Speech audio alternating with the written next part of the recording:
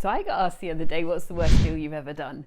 I don't know if I could choose one. I mean, I've done over 200 deals, £45 million worth of property sourced for 30 million quid, right? I was a deal packager. I built my own property portfolio. I flipped an absolute ton at one point with 30 on the go. Most of them were joint ventures. I've raised millions of pounds worth of money.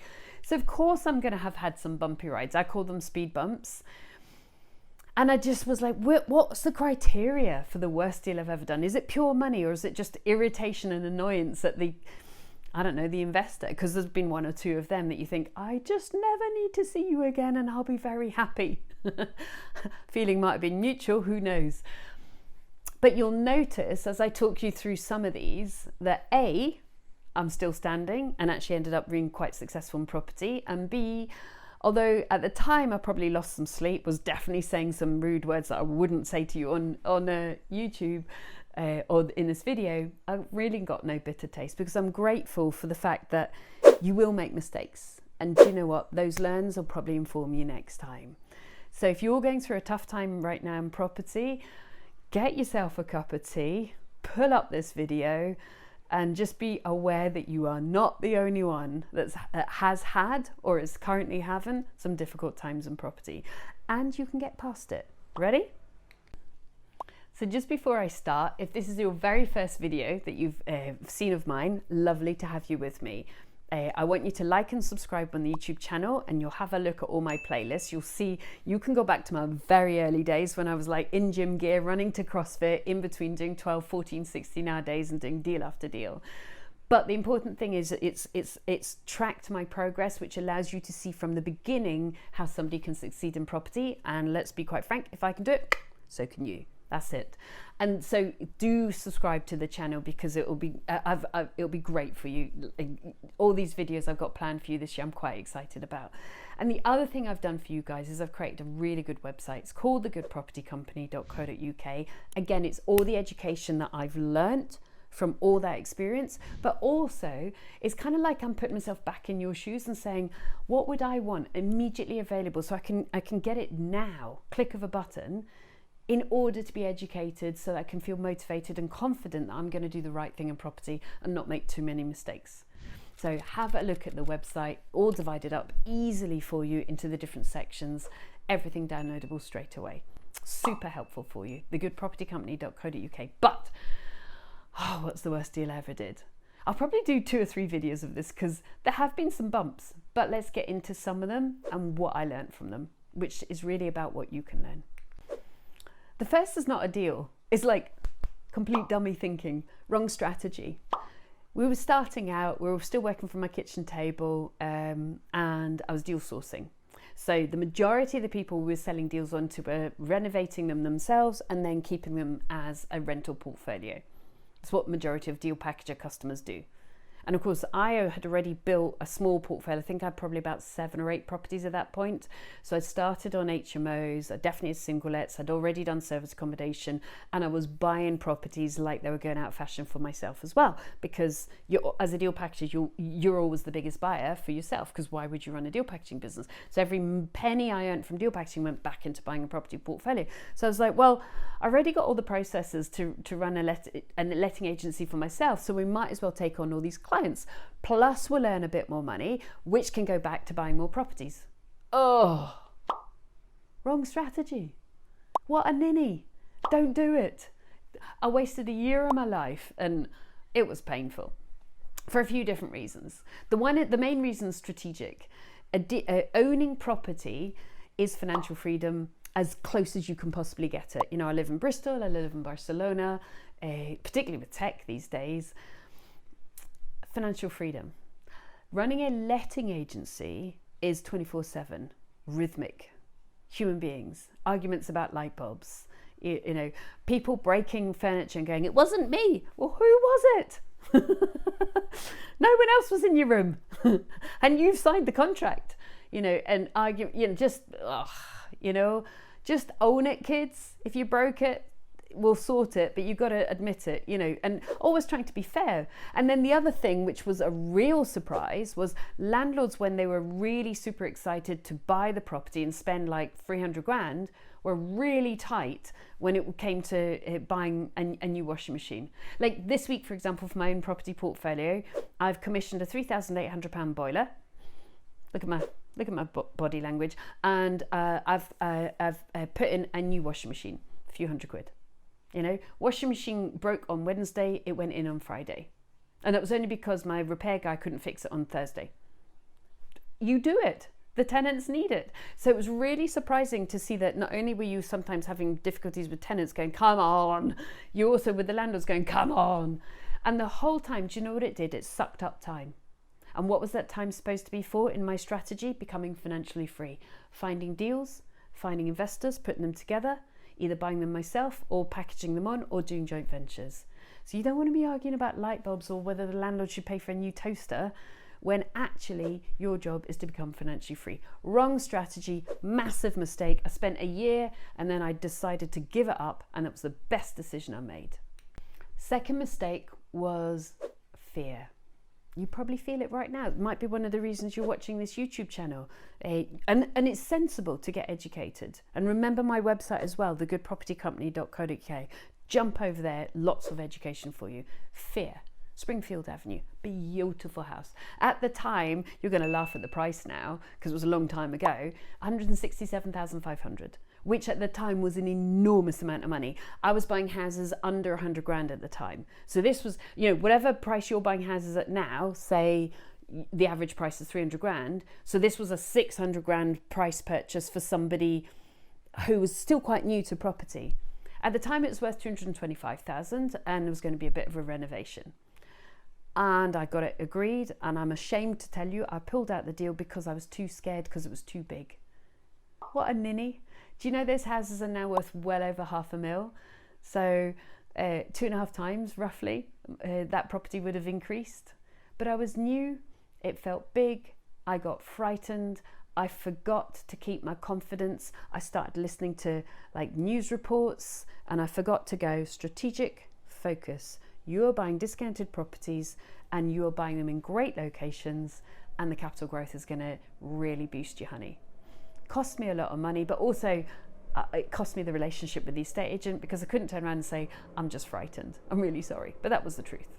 So don't be frightened. Or when you do get frightened, just have a cup of tea, work out the maths, double check that you're doing it correctly, you've valued it up properly, that you'll get the rental income or you'll get the flip, whatever it's going to be, and then big girl's socks, off we go.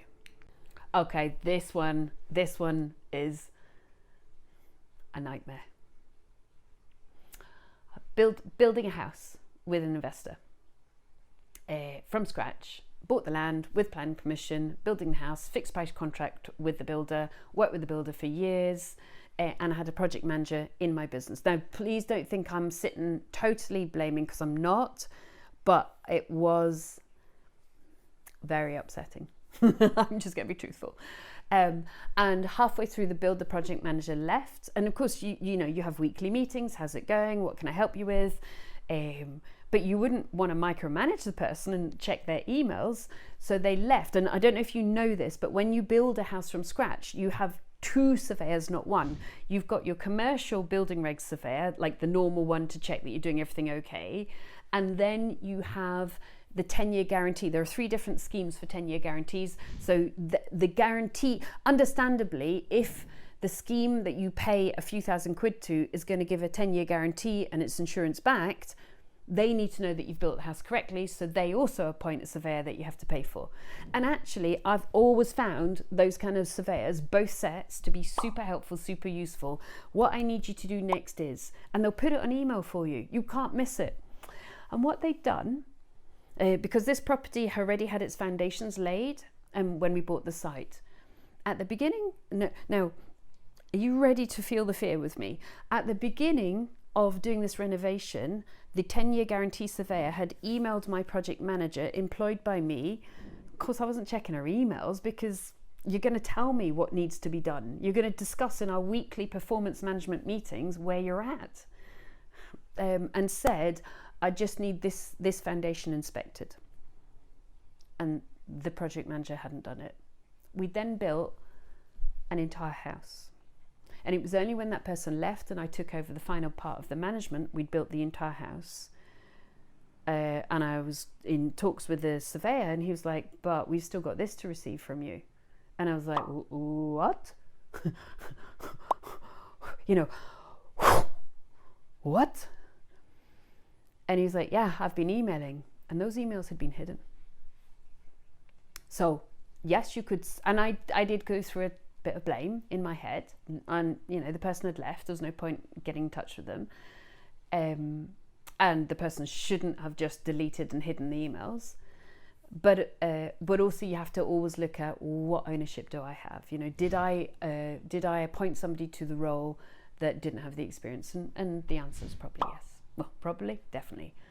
If you're deleting emails and pretending that something that it was super easy, all the guy needed to do was come out and inspect. So and bear in mind, this wasn't even a house that I'd built for myself, it was a house as a JV partner. So what you don't do is turn around head full of panic, which is what I felt, to your JV partner and say, here's a problem, I don't have a solution. What you do is you hold it and you figure out a solution. Now, this is why I think those surveyors are really good. So I had 3 or 4 nights of utter terror, panic, non-sleep. It felt like the cliff had fallen away from underneath me. It felt like there was no firm ground, because I did trust this project manager, and I felt very let down, I have to tell you. I felt very distressed about that, but the most important thing was solving the problem. And the amazing surveyor said, well, what we can do is we can dig an inspection hole, so good of them, and we'll inspect from the side. And that's what he did. But I had fears that we were going to have to demolish this entire house because of this stupid mistake that had been done. And at that point, once we'd resolved the problem, I then let my JV partner know, because frankly, it was resolved within a week. It was probably my least fun moment. What did I do? And then the builder went bust. And then, so the builder went bust 3/4 way through the refurb, the build. It was mainly done, so there wasn't much to do, but the builder went bust and walked off site. And then we discovered the commercial building regs guy had a breakdown, a proper poor bloke mental breakdown. Now, and what we discovered, his boss and I discovered, that he had never registered the property with the local council when he was coming out and doing reports. So he was coming out and doing reports okay, but he never registered it. And it's very difficult to retrospectively register, but for whatever reason, his boss managed to do that. So this was not a plain sailing project. So what did I do? I could have earned a lot of money off this project. I felt that, I don't even want to use the word morally, I just felt that we hadn't done as good a job as we could have done. So I said to the JV partner, I'm not going to take my share, over to you. Finished the job completely. I was a bit frustrated at times, but I finished the job completely, and I said, I'm just not going to take my share. I don't feel that we've delivered the way that I want us to have delivered, and I feel it wouldn't be right if I took my share. That was definitely the most terrifying moment in property so far. You know, where the ground opens up beneath you, and until you get the solution 3 or 4 days later, you're just staring at the abyss, aren't you? Painful. Some people will tell you property is easy, you can become a multimillionaire within weeks or a year. That's just not true. I'm still standing. Now I've got no energy, negative energy around all of those things. I've certainly felt things at the time. I certainly said words that you would never publish on YouTube without getting banned. But you've got to go through these things. And if you don't buy a property out of fear, well, you learn to have courage next time. If you or your team, because you're ultimately responsible, you know, their fault, your responsibility, doesn't get the paperwork right, you know to double check these things. You know, belt and braces. Is this bit done? Can I see the sign off, please, next time? So it's not micromanaging, it's checking important milestones rather than trusting them to tell you that the milestones are done. Or if you start out with the wrong strategy and realize you've just wasted a year of your life, it is not irreversible. You stop that and get back to the thing that's going to give you your life on your terms. So if you're having a tough time right now in property, I salute you. We all have tough times at times in property, and I absolutely wish you the best. If I manage to succeed, you 100% can do as well. So good luck to you. I think the follow-on bit will give you something free or something to download, but remember my website. I've laid all this stuff out because it's real. You need some support, some help, some education. So do have a good look at it, thegoodpropertycompany.co.uk. But the most important thing is, do not let these disastrous moments that I'm sharing with you put you off. They're speed bumps, they're hurdles. Have a cup of tea, figure out the solution. Good luck to you. All right, sourcing discounted deals is how you make serious money in property, but how do you start? Free checklist. Click, link, download now.